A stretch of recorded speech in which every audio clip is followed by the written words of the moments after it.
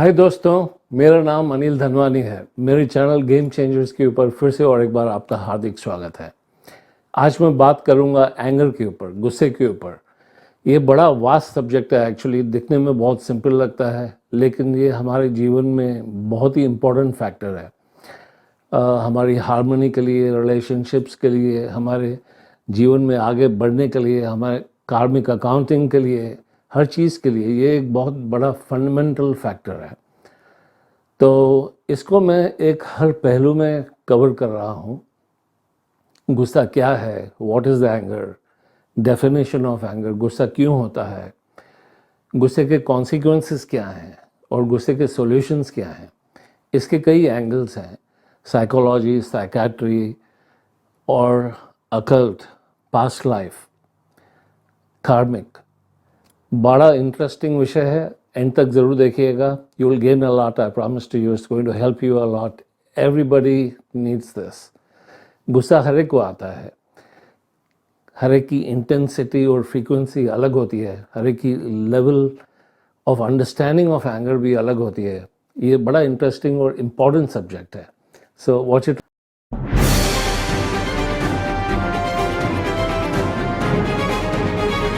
दोस्तों, so what is anger? Anger is a very strong emotion that comes out of us when we perceive like somebody has done something wrong upon us, or if we are treated badly, or if we are mistreated, or somebody is going to hurt us or our loved ones, or we perceive it as a real threat. And sometimes when things don't go correct in our way, in our style, and if somebody does wrong, something that you have assigned, he doesn't do it in your style, this emotion comes out of us called anger. किसी में बहुत ज़्यादा intensity होती है और किसी में कम होती है। Anger is a disastrous element. It has many negative effects. कहते हैं anger is a poison that we drink and expect the other person to die. One also feels intensive anger when somebody tries to block your goal, tries to block your targets, and when they treat you very unfairly, and or if somebody is harming you physically or psychologically, you get a burst of anger. कहते हैं anger is something that you punish yourself for somebody else's mistake. दोस्तों, there are certain physical signs one can see and one can feel when one is angry. Eyes narrow out, lips get drooped down, you clench your fists, you clench your teeth, and definitely your vocal voice changes. No matter how much, even if you are suppressing anger with a lot of acting or you put on a lot of self-control, but if you are angry, it definitely reflects in your voice. Your vocals are completely changed. Anybody can identify that very easily on a phone, actually. On phone, you can hardly hide an emotion because it's vocal. So there are definitely facial expressions that change when you are angry. It's very easy to identify, but there are good professional actors who can suppress and hide anger, but it always reflects in the voice. This is one thing to note, a change in physical thing. दोस्तों, what are the consequences of anger? अब उस विषय पे गौर करेंगे। Getting to harm somebody begins, the root cause is anger. It starts from anger. Enmities start from anger. When anger is not controlled, not contemplated, not worked upon, beginning to harm others and to ourselves starts from anger. Anger destroys things, anger destroys relationships. You can permanently scar and wound relationships. Essentially, जब आप किसी के ऊपर गुस्सा करते हैं तो आप गुस्सा पहली बार तो किसके ऊपर करते हैं? आप सिर्फ उनके ऊपर गुस्सा करते हो जिनके ऊपर आप डोमिनेट कर सकते हैं. Somebody who you can dominate, you show your outburst of anger, you show your anger in any shape or form, only to a person who you can dominate. For example, you can't show anger to your boss. You know the consequences, right? What will happen if you show your anger to your boss, to your superior? You can't. So what happens then? You're controlling it. You're controlling it, which means anger is actually an option. You can actually control anger. If not controlled, you know the consequences can be just devastating. Injury to self and to others can be infinite. But anger can be controlled in a constructive way also. एक छोटी सी story है बुद्धा के time की. एक बोधिसत्व बुद्धा जी के disciple एक boat में travel कर रहे थे, बड़ी बोट में. उस बोट में एक मर्डरर था जो बोट में सारे बैठे हुए लोगों को मारना चाहता था. इस बोधिसत्व को पता चला. इसने उससे काफ़ी टाइम तक बात की, बहुत समझाया, बहुत कन्विंस किया इस तरह से ये ना करने के लिए, लेकिन वो बिल्कुल नहीं सुना, टस से मस भी नहीं हुआ. एट लास्ट दिस बोधिसत्व, उसका काम ही है दूसरों के ऊपर कंपैशनेट होना, दयावान होना, ज्ञान बांटना. इस बोधिसत्व ने सब कुछ किया इतने लोगों को बचाने के लिए, लेकिन वो एक नहीं माना. तो एंड में उस बोधिसत्व ने उसका मर्डर कर दिया, उसको मार दिया. पर्सनली बोधिसत्व को उसके ऊपर कंपैशन था, लेकिन उसके एक्शन के ऊपर गुस्सा था. बहुत लोगों को बचाने के लिए उन्होंने गुस्से को डायरेक्शन देके एक सही एक्ट किया. Anger can be directed for a better cause. Anger can be a warning for you to get into awareness, to do a right thing, to motivate. But mostly anger is all destructive. Anger से सारे relationships ख़त्म होते हैं बहुत ज़्यादा, और इसका प्रभाव आप दूसरों के ऊपर इतना करते हैं कि उनके सारे लाइफ टाइम के ऊपर ट्रॉमा हो सकता है. दोस्तों, anger completely pollutes the atmosphere. It creates a lot of negative vibes. And the impact that it creates on other people is really, really fatal. बहुत बुरा असर पड़ सकता है लोगों के ऊपर. आप जब गुस्सा करते हो तो ऑब्वियसली उनके ऊपर गुस्सा करते हो जो आपसे वीक हैं, जिनको आप डोमिनेट कर सकते हैं, अपने स्टाफ को, अपने फैमिली मेम्बर्स को, people who are below you और who can be dominated by you, right. तो आप अपने आउटबर्स्ट में अपनी आदत से मजबूर, अपने ईगो इशू की वजह से, या इतना पावरफुल ईगो होता है जो हर बात को बिना डिस्क्रिमिनेशन किए हुए एक रॉन्गली परसीव कर कर उसके ऊपर गुस्सा ठोकते रहता है. और थोड़े टाइम के बाद में आप अपने नॉर्मल मूड पर हो जाते हो. ठीक है, आप डाइवर्ट करके थोड़े टाइम के बाद यू आर नॉर्मल. लेकिन जिस अगले बंदे को आपने डांटा है उसके दिल दिमाग पर ये छा जाता है. They suppress, they keep the thing inside. It can cause a lot of traumas for them, sometimes for a life time.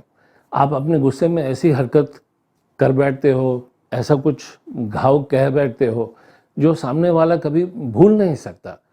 इसका नतीजा क्या होता है कि जब भी वो याद करता है इस घटना को, आपके लिए वो नफरत भरी, दहशत वाली ऐसी नेगेटिव फीलिंग्स आती हैं. उसका क्या प्रभाव है? आपके कर्मों के ऊपर बहुत नेगेटिव इफेक्ट है इसका. आपको पता भी नहीं आपको ब्लॉकेजेस बार बार कहाँ से आ रहे हैं. This is like a poison seed. आप अगर आम का बीज एक बोनते हो तो आपको बरसों बरसों तक आम ही आते हैं. आप एक कोई जहर का बीज या करेला का बीज बोलोगे, आपको वो आएगा. ये गुस्सा is like a poison seed, and the result is that sometimes you keep on getting it back for the rest of your life and in large number. So it is so harmful for the other person, but actually it's more harmful for you because it comes back to you. आप जिसके ऊपर गुस्सा करते हो वो गरीब बेचारा अपनी मजबूरी में आपको दोबारा गुस्सा नहीं कर सकता या आपको रेसिप्रोकेट नहीं कर सकता है। आपने तो उसको इतनी आउटबर्स्ट ऑफ एनर्जी दे दी है। तो जब ये होता है, जब आदमी रेसिप्रोकेट नहीं कर सकता है तो क्या होता है, तब नेचर रेसिप्रोकेट करती है। और जब नेचर रेसिप्रोकेट करती है, nature reciprocates in abundance, that is a law of nature. तो this is more worst actually for the person who gets angry. और इससे रिलेशनशिप्स भी एकदम परमानेंटली डैमेज होते हैं। एंड इसके ऊपर भी एक स्टोरी है। एक आदमी, वो अपनी गुस्से से बहुत बेबस था, मजबूर था। He was so habitual of anger कि अपने फैमिली मेम्बर्स के ऊपर हमेशा गुस्सा होते रहता था। थोड़े टाइम के बाद फिर ठंडा होके उसको रिग्रेट होता था। उसके फैमिली मेम्बर्स उससे बहुत दुखी थे, एकदम बहुत सप्रेस रहते थे इसके गुस्से की वजह से, कुछ कह नहीं पाते थे। वो कहता था प्लीज़ तुम मुझे एक्सेप्ट करो, जैसा मैं हूँ वैसे मुझे एक्सेप्ट करो। वो उसको कभी एक्सेप्ट कर नहीं पाते थे क्योंकि ये उनको बार बार ठेस लगाते चला जाता था। तो फिर वो एक गुरुजी के पास गया। गुरुजी ने बोला ठीक है, आप एक बड़ा वुडन पीस लो, एक प्लैंक लो, जब भी तुम्हें गुस्सा आए उसके ऊपर एक कील ठोंको, ठीक है, और जब अगर वो भर जाए वुडन प्लैंक तब मेरे पास आना। इसका तो वुडन प्लैंक एक हफ्ते के अंदर ही भर गया, 1000 नेल्स लग गए। गुरुजी के पास गया तो गुरुजी ने बोला अच्छा इतनी जल्दी इतना भर भी दिया, इतना गुस्सा है तुम में, ठीक है अब गुस्से को कंट्रोल करो। गुस्सा आने से पहले ये उपाय करो, कुछ सोचो, अपने आप को कंट्रोल करो, और जब ऐसा करोगे हर एक टाइम पर एक एक कील आई मीन नेल तुम प्लैंक से वापस निकालना, और जब पूरे निकाल लोगे तब दोबारा मेरे पास आना। इसको तो 1 साल लग गया तो जाके बोर्ड खाली हुआ। इतना समय लग गया। तो गुरुजी के पास गया वो खाली बोर्ड लेकर 1 साल के बाद। कहते अच्छा इतना समय लगा है तुम्हें, ठीक है अच्छी बात है, तुमने अभी इतना कंट्रोल कर लिया है। तो गुरुजी ने ये कहा कि इस प्लैंक के अंदर जितने भी छेद हैं वो आप पूरी तरह से भर दें। अब ये छेद जो हो चुके हैं वो भरना तो असंभव था, हो ही नहीं सकता। समरी बॉटम लाइन ये है कि एक बार अगर हमारे रिश्तों में दरार आ जाती है तो बहुत डिफ़िकल्ट होता है उसको फिर ओरिजिनलिटी पे ले आना। धागा जब तक सीधा है तब तक सही है, एक बार टूट गया तो आप कितना भी जोड़ने की कोशिश करो, बीच में गांठें आते ही रहती हैं, होती ही हैं। तो दोस्तों, anger is so detrimental to us, is so damaging to our relationships, to our loved ones. We lose love. हम रिश्ते खो बैठते हैं, प्यार हमेशा के लिए खो बैठते हैं, इज्जत भी खो बैठते हैं। एक दूसरा बहुत इम्पोर्टेंट पहलू है कि गुस्से से यू बिकम वेरी वल्नरेबल। ये एक अकल्ट का है लेकिन ये भी एक साइंस ही है, एक हकीकत है। जब किसी को आपके ऊपर ब्लैक मैजिक करना होता है तो पहली चीज़ वो ये देखता है कि आपके प्रोटेक्टिव शील्ड्स कैसे तोड़े। आपकी जो प्रोटेक्टिव शील्ड्स और ऑरा होती है वो टूटती है तो ही उसके अंदर मेंटल बॉडीज पेनिट्रेट करके आपको वश में किया जाता है, आपके ऊपर ब्लैक मैजिक की जाती है। ये एक साइंस है बाकायदा, मैंने एडवांस प्राणिक हीलिंग में सीखा था। और जो भी रेकी जानते हैं तो वो ये जानते हैं कि प्रोटेक्टिव शील्ड्स गुस्से से टूटती है। Anger breaks your protective shields. बल्कि रेकी में तो हमको, मैं रेकी मास्टर हूँ और रेकी में तो हमको ये रोज़ ओथ लेना पड़ता है कि I shall not anger for today, I shall not sorrow for today, I shall respect my elders and teachers. Everybody knows that, it's basic. कहने का मतलब यह है कि anger breaks your protective shields and you are very vulnerable for black magic. जो लोग नहीं मानते हैं इस चीज़ को या जो नहीं जानते हैं, ये उनका ब्लाइंड स्पॉट है, लेकिन ये एक हकीकत है और एक साइंस है। Point is not black magic, point is how harmful, deadly harmful anger is for you, much more than your recipient. उसके लिए भी बहुत विनाशकारी है, उसके ऊपर लाइफ टाइम के लिए एक ट्रॉमा सी पड़ सकती है बहुत बुरी तरह। तो इसके लिए आपने हमेशा माइंडफुल रहना है, always be in awareness and you have to take precautions. तो दोस्तों, हमें हमेशा माइंडफुल रहना चाहिए, हमेशा अवेयरनेस में रहना चाहिए। ये अवेयरनेस और माइंडफुलनेस में रहने की आदत सिर्फ मेडिटेशन से पड़ सकती है। Meditation helps a lot, a hell of a lot. आप ऑब्जर्व करें, सॉल्यूशंस कई हैं, आपको अपना रिएक्शन या रिस्पॉन्स डिले करना है as much as possible. Do not react, do not respond when you are angry. Delay it so that you have a rational, cool mind. You can think very clearly. You may not hurt the other person, may not hurt yourself. Take a deep breath, clench your fists, control yourself. See what the other person is trying to say. Look at the substance, look at the action. Don't look up on the actor.